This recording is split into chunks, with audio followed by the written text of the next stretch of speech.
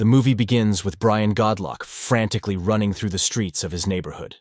In the distance, there is the sound of gunfire, and he chases after the sound. He then spots two cars of rival gangsters who are in an intense shootout with each other.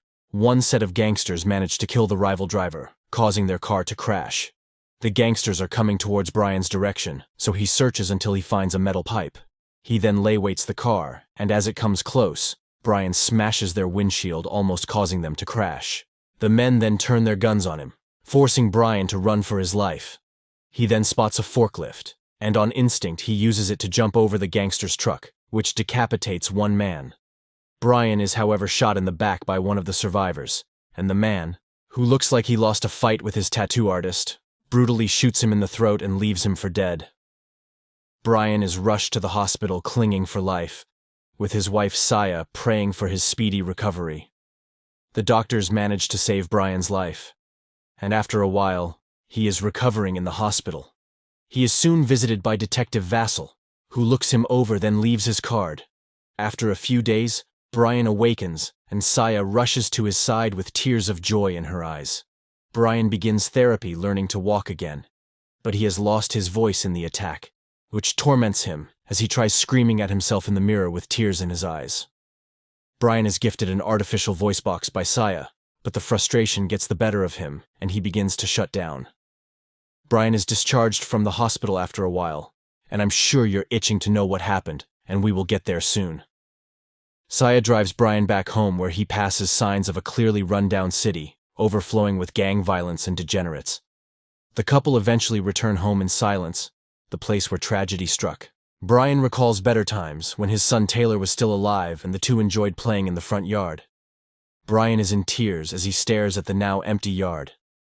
Inside, Taylor's toys still sit on the table, along with the Christmas tree with his presents still wrapped. Brian breaks down once more in tears, unable to cope with the loss of his boy, and Saya hugs him as he cries in anguish. On a table nearby, he sees the news report of the slaying of Taylor by gangsters, and he rips it. He goes to the kitchen and grabs a bottle of vodka. He mouths to Saya to help him, but she breaks down in tears, not knowing what to do. The next day, Saya is getting ready for work, and it's clear that Brian did not sleep in the bed that night. She finds him drinking alone in another room and decides to text him, asking if he saw her keys, but he hasn't. Memories of Taylor still flood his mind, and he goes to his son's room, where it is untouched. Brian sits on his bed with tears before laying down, recalling the feeling of having his son beside him. Brian then goes to sit in the front yard, remembering the day tragedy struck. The family was in the front yard, and Taylor was learning to ride his new bike when two rival gangsters drove past in an intense shootout. Brian and Saya then realized that Taylor was shot and passed away right in their arms. Unable to sit around any longer, Brian rushes to his work shed where he clears off all the vodka bottles before grabbing his tools. Saya returns home and takes a minute in her car before heading inside. She does not see Brian anywhere around and texts him. Then she sees Brian and sees him ignore the message. Brian finds Detective Vassal's card and heads over to the station to speak with him. Brian sits in his office waiting to speak with him when he sees pictures of local gangsters and begins taking photos, until he spots the gangster who shot him, named Playa. Vassal finally returns to his office, but Brian is already leaving. He returns home where he pins the pictures of the gangsters to his wall, preparing to do his own investigations. He then marks the 24th of December as the day he will kill them all. Brian then begins to work out and watches videos of how to wield a knife. As his workout continues, so does the distance between him and Saya. But Brian does not relent and is single-minded on revenge. A few months later, Brian buys himself a used car, ecstatic about getting closer to his goal. While Saya is burdened with bills, she hears him working at nights modifying his car, and she also begins to brake. Brian also gets himself firearms training, but initially sucks at hitting his target. Nonetheless, he buys himself a stash of weapons and begins to listen to the police radios. Finally, one night, Brian pulls himself away to spend time with Saya, who misses him, but has now decided to move in with her mother and leaves. Brian then takes out his anger on his training dummy. He then takes his car out for a spin, trying to sharpen up his driving skills.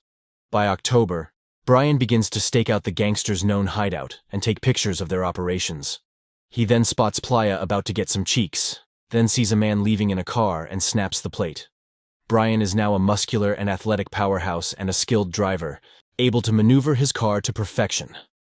At the range, Brian can hit his target with rapid succession. Those gangsters don't stand a chance at this point. One day, Brian sees a little boy who looks just like Taylor and hugs him. But that's not his kid.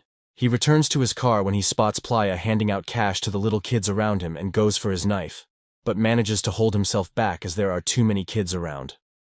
Brian then bumps into a gangster and is shoved to the ground, and their girl pours ice cream all over him, adding insult to injury. That night, Brian prepares himself. On the 23rd of December, he tracks down the home of one of the gangsters and breaks in. The man hears sounds and comes to check, but Brian knocks him down. The gangster is hogtied to the roof of Brian's garage, and he comes in wearing a welding mask. He cuts the gangster down before handing him papers and a pen demanding info on the gang. Brian takes a seat, but the gangster attacks him and manages to free himself. The man grabs Brian's knife and attacks, stabbing him in the leg. The two struggle, but Brian eventually stabs the man with a screwdriver before tackling him to the ground. The man fights back, and Brian is having a hard time, but is able to overpower the man and beat him into submission. On the 24th, Brian begins to gear up, strapping body armor to himself and readying his guns. He then writes a note before taking one last look at Taylor's room, taking it all in as he may not return. He then goes by where Saya is staying and sees her drawing a picture of Taylor as her way of coping.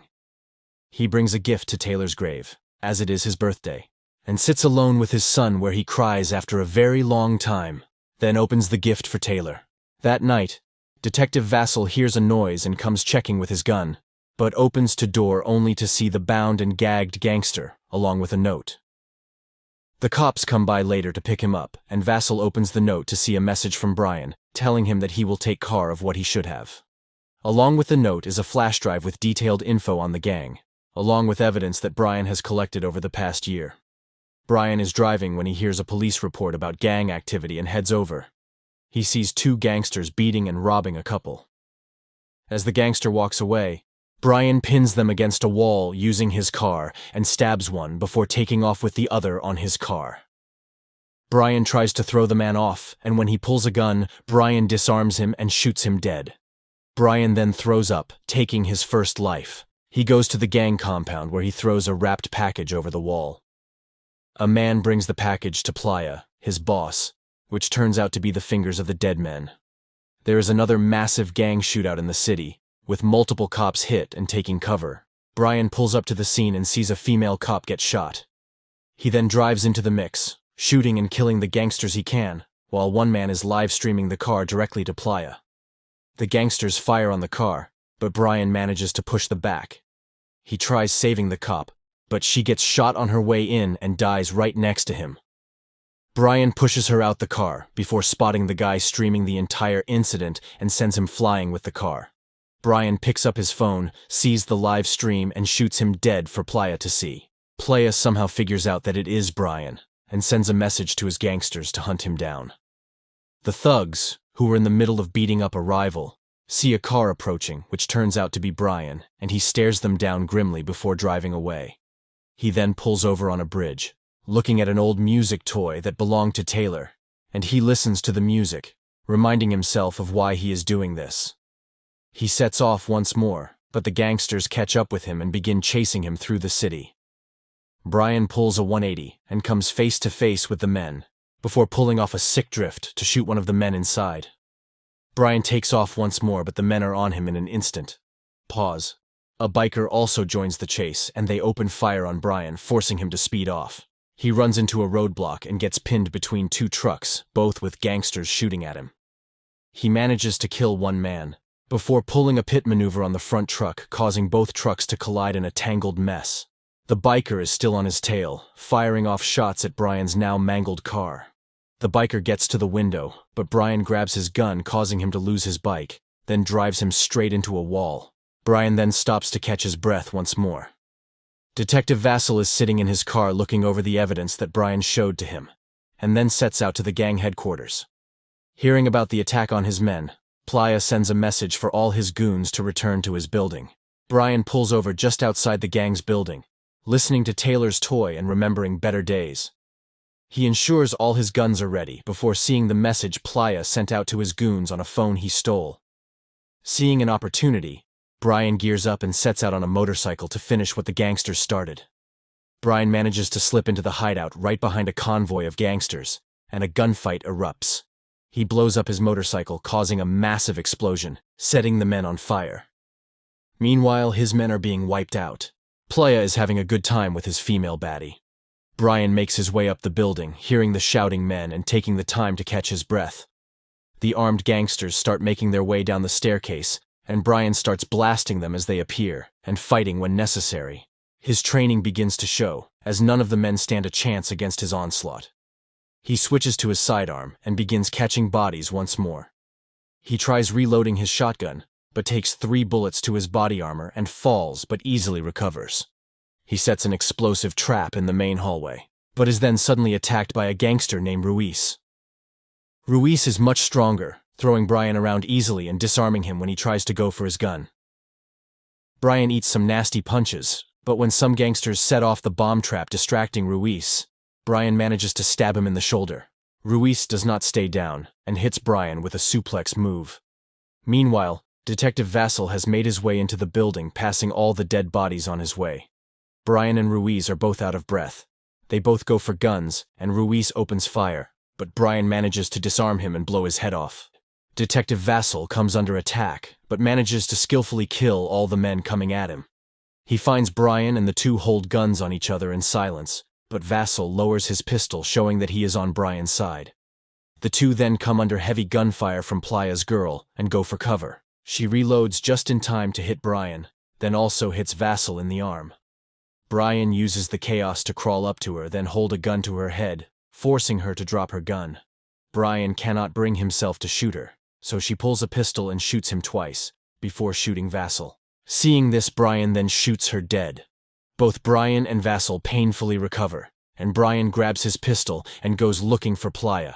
The two come face to face and begin to shoot at each other, but Brian takes too many shots to his vest and falls.